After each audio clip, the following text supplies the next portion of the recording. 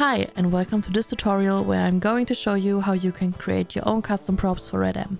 Before you can start, you need a few things like Blender, Salums and Codecs, but I will link everything I use in the video description. In this tutorial we are going to create a simple cube shape, but you can basically create every prop you need. Just keep in mind that for props there's a word limit of around 32,000 words, and especially for the collisions it is very important to keep these as simple as possible. For creating props, you definitely need some Blender knowledge. So if you're a beginner, I would really recommend you doing the famous donut tutorial first, just so you get to know Blender a little better. Now we can create our prop, which in my case is a very simple task. I usually start with the cube and just transform it as I need. It is very important to apply all transforms once you're done with the prop. Next, I rename the prop. You can call it whatever you want. I'm going to call mine NTC tutorial. Just keep in mind that whatever name you give it in Blender will be the name of the prop in game, so maybe choose something that makes sense. Now our prop needs some textures. For this, you open your Salums and switch to Red Dead Redemption 2. You then open the drawable section and open the shader tools tab. For shaders, you should stick to the standard shaders. Other shaders might cause crashes, so it is always the safest option to use the standard ones. Once you successfully applied your shader, your prop should look something like this. And now we go to the shading tab in Blender. For Red Dead Redemption, you need all your texture files in a DDS format. The normal map changes the structure of the prop. In my case, this wooden structure. Your albedo file is the normal color of your texture. Then we also have the metallic map, which indicates if your prop is shiny or not. Please make sure that you change the color space for the metalness and your normal map to non-color. With our cube looking like this, we can now transform it into a drawable object. To do so, we go to the Create Drawable Objects tab in our Salums and click on Auto Embed Collision and then on Convert to Drawable. You can now see that the structure of our prop changed. We now have the collision and the model. Now our prop needs a fitting collision material. To do so, you click on your poly mesh and first of all delete the texture.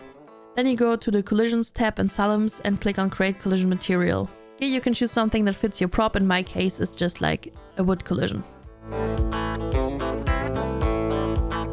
The final step is to add some flags to your collisions. For this, you click on your BVH and go to the Flags Preset tab in Salums.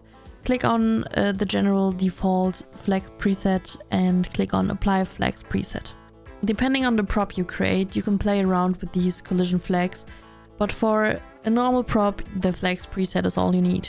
Now you can export your prop. You go to File, Export and choose CodeWalker XML. For the next part you need codecs. In my case it's codecs 27. You go to File, Open Folder, choose the file location where you exported your prop to. For me it's my tutorial folder in the export folder.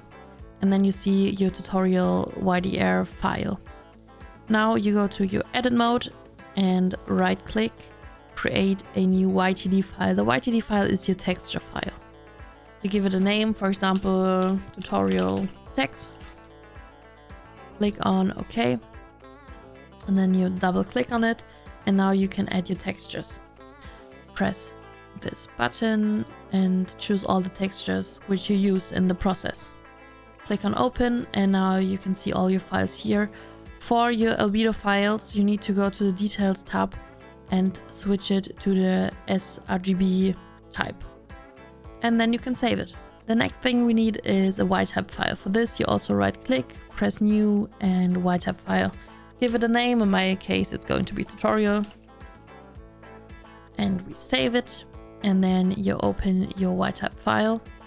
You can delete everything that is in here and paste this structure in here. I will give you an example YType file where you get everything you see right now. There will be a link in the video description. And now you open your tutorial ydr.xml. And now we need to copy and paste a lot. So we start with our prop name. You can just take it from here and add it to these fields where I wrote down prop name. Then you also add your YTD name, so your texture dictionary name, which is tutorial text. And down here you add your YType name, which in my case is just tutorial. And now we also need to change these values up here. So we have the BS center. We take it from our YDR.xml and transfer it to our YType file. So we have the BS center first. This goes here. Then we have the BS radius.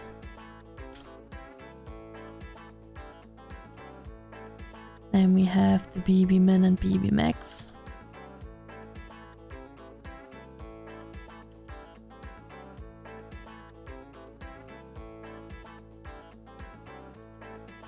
And now we can save our YType file. The last step is to convert our YDR.xml file to a normal YDR file. For this, you simply right click, import XML, choose your YDR.xml, and it will automatically create a drawable object from it. Now you can double click on it and you will see your object. You can switch to physics and will see your collision as well. You won't see any textures because our textures are not embedded to the prop. If you would embed the textures, you would also see them in codecs.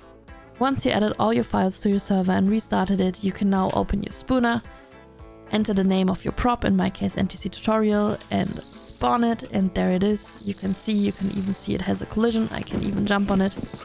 And for the collision material, you can easily check by shooting on it. And you now see that I chose some wood material, that some wood is breaking off the prop. And that's it. That's how you create your own custom props for RedM. Then that's it for today. Thank you for watching. You will find everything you need in the video description, so have fun creating new things and customize your server as much as possible.